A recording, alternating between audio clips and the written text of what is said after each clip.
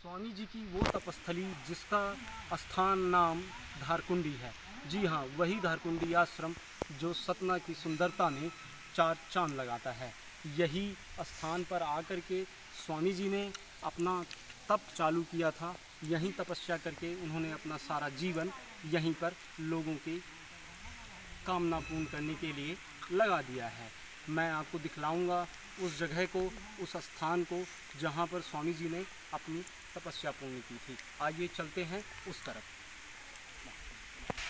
आप मेरे चारों तरफ देख रहे होंगे उस प्राकृतिक सुंदरता को, और उस तरफ जिस तरफ हम लोग जा रहे हैं यहाँ पर सबसे बड़ी सुंदरता है कि पहाड़ों के बीच में वृक्ष लगे हुए हैं। वृक्ष भी पहाड़ों पर ही लगे हुए हैं। चलिए हम आपको दिखलाते हैं स्वामी जी की वो जगह जहाँ पर उन्होंने अपनी तपस्या पूर्ण की थी।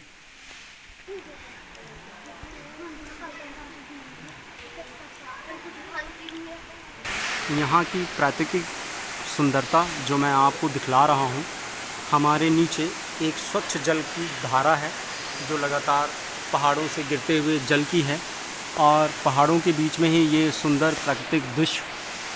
धारकुंडी आश्रम की वह प्राकृतिक सुंदरता जो मैं आपको दिखला रहा हूँ, कोरोना की वजह से इस कुंड को बंद कर दिया गया है, जिसका जल आप देख रहे होंगे एकदम स्वच्छ जल है। कहते हैं यहाँ से चित्रकूट से एक धारा आती है भीतरी तौर पर, जो सीधे यहाँ से निकलती है। मैं आपको दिखलाता हूँ उस जल की धारा को जो भीतर से आ रही है।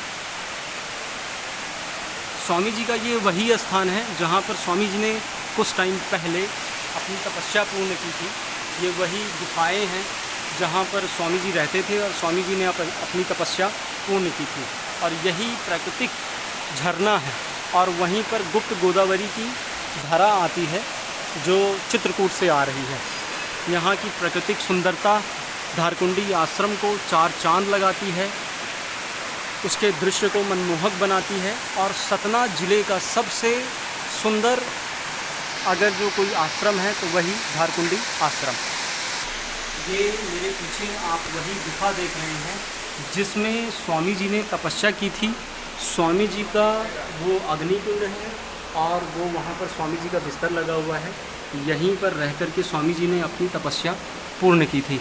और ये वही अनसुईया जी की जलधारा है जो चित्रकूट से गुप्त रूप से धारकुंडी आश्रम में निकल रही है। वही धारा आगे जा कर के पहाड़ों के बीच में से गुप्त रूप से अनसुईया चित्रकूट के रास्ते होकर के धारकुंडी आश्रम की तरफ आती है। यह वही गुफा है जहाँ पर स्वामी जी ने अपना सारा समय बिताया था। स्वामी जी का बिस्तर भी अभी लगा हुआ है। मैं आपको दिखलाता हूँ वही धारा जो बाहर आती है।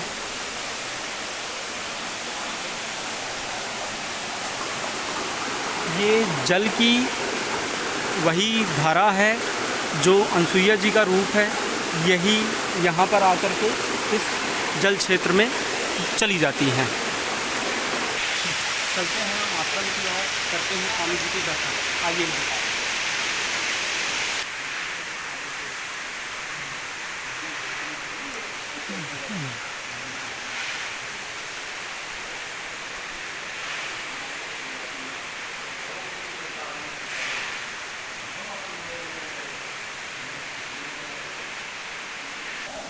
ये वही स्थान है जहाँ पर इसी सिंहासन पर स्वामी जी बैठते हैं और अपने भक्तों को प्रवचन एवं ज्ञान की धारा को बांटते हैं। इसी स्थान से लोग आकर के स्वामी जी का दर्शन करते हैं।